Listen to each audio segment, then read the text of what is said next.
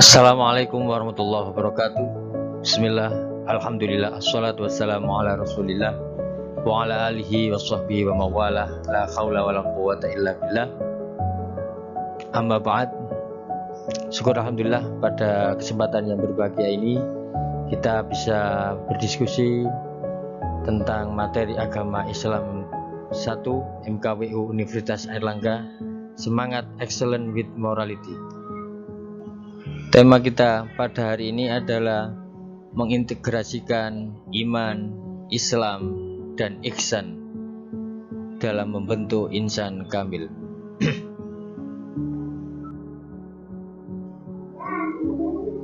Adapun capaian pembelajaran materi ini adalah mahasiswa mampu bersikap warok, selalu berhati-hati dalam bersikap dan berperilaku dengan selalu mengacu kepada prinsip-prinsip halal dan baik, zuhud, sederhana dan berorientasi akhirat, sabar dan tawakal, menyikapi semua problematika kehidupan secara positif dan menerimanya sebagai kebaikan dari Tuhan, mensyukuri karunia Allah berupa nikmat iman, Islam dan kehidupan, menunjukkan sikap ikhlas melakukan segala aktivitas tanpa pamrih dan hanya kepada Allah, mampu menjelaskan esensi dan urgensi integritas iman, Islam, dan ihsan dalam pembentukan insan kamil, serta mengkreasi pemetaan konsistensi dan koherensi pokok-pokok ajaran Islam sebagai implementasi iman, Islam, dan ihsan.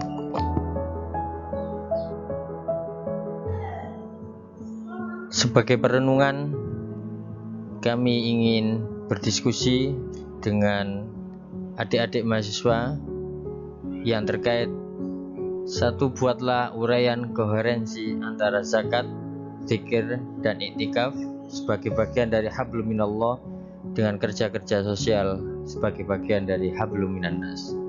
Yang kedua adalah susunlah peta konsep iman, Islam, dan ihsan dalam hubungannya dalam membentuk insan kamil. Untuk melengkapi materi tentang hablum minallah dan hablum minannas, kita akan mengetahui sebuah kisah seorang ahli ibadah Yahudi. Ada ahli ibadah yang bernama Abu Hasim yang kuat sekali tahajudnya. Hampir bertahun-tahun dia tidak pernah absen melakukan sholat tahajud. Pada suatu ketika saat hendak mengambil air wudhu untuk bertahajud, Abu dikagetkan oleh sesosok makhluk yang duduk di pinggir sumurnya. Abu bertanya, "Wahai hamba Allah, siapakah engkau?" Sambil tersenyum, sesosok itu berkata, "Aku malaikat utusan Allah." Abu Hasim kaget sekaligus bangga karena kedatangan tamu malaikat mulia. Dia lalu bertanya, "Apa yang sedang kamu lakukan?" Malaikat itu menjawab, "Aku disuruh mencari hamba pecinta Allah." Melihat malaikat itu memegang kitab tebal, Abu lalu bertanya, "Wahai malaikat, buku apakah yang kau bawa itu?" Malaikat menjawab, "Ini adalah kumpulan nama hamba-hamba pecinta Allah."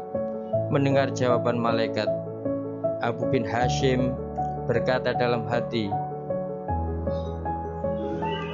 namanya ada di situ. Maka ditanya malaikat itu, "Wahai malaikat, adakah namaku ada di situ?" Abu berasumsi bahwa namanya ada di buku itu, mengingat amal ibadah yang tidak pernah putusnya, selalu mengerjakan sholat tahajud sepertiga malam, berdoa dan bermunajat kepada Allah Subhanahu wa Ta'ala di sepertiga malam. "Baiklah, aku buka," kata malaikat sambil membuka kitab besarnya. Dan ternyata malaikat itu tidak menemukan nama Abu Hashim di dalam kitab. Abu Hashim tidak bertanya dan meminta malaikat sekali lagi membukanya. "Betul, namamu tidak ada dalam buku ini." Abu bin Hashim pun gemetar dan jatuh di depan malaikat. Dia menangis jadi-jadinya.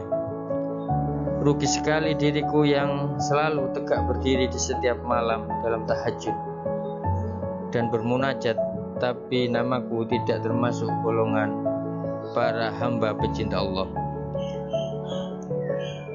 Melihat itu malaikat berkata, "Wahai Abu Hashim, bukan aku tidak tahu engkau bangun setiap malam ketika yang lain tidur, engkau mengambil air wudhu dan kedinginan pada saat orang lain terlelap dalam buaian malam.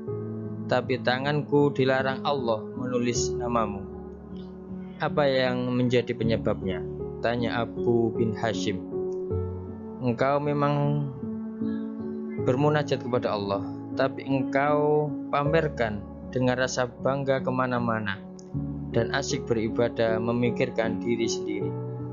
Dikatakan dirimu orang yang sakit, di kanan kirimu ada orang yang sakit atau orang lapar, tidak engkau tengok dan tidak engkau beri makan. Bagaimana mungkin engkau dapat menjadi hamba pecinta Allah kalau engkau sendiri tidak pernah mencintai hamba-hamba yang diciptakan Allah?" Kata malaikat itu.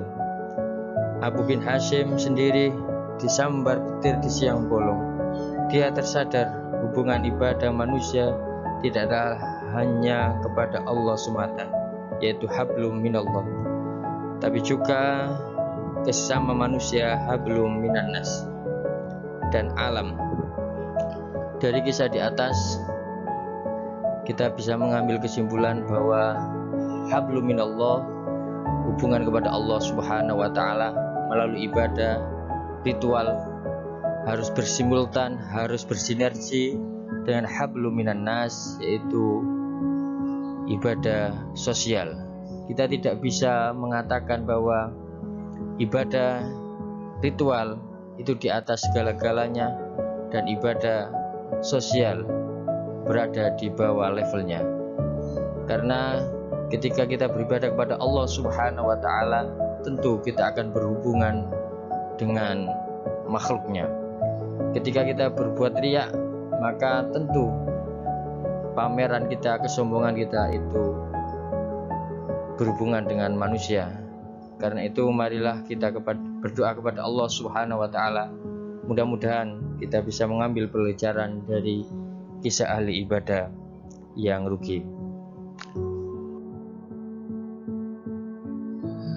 Sebagai akhir dari pertemuan kita hari ini, kami berharap pada mahasiswa untuk melakukan review mata kuliah. Yang pertama adalah, mungkinkah manusia pada umumnya mencapai insan kamil? Kalau tidak, mengapa? Kalau mungkin, bagaimana cara menggapainya? Demikian beberapa hal yang bisa kita aturkan terkait dengan integrasi iman, Islam, dan ihsan dalam membentuk insan kamil. Mudah-mudahan bermanfaat. Akhirul kalam, wallahul muwaffiq ila aqwamit thoriq. Wassalamualaikum warahmatullahi wabarakatuh.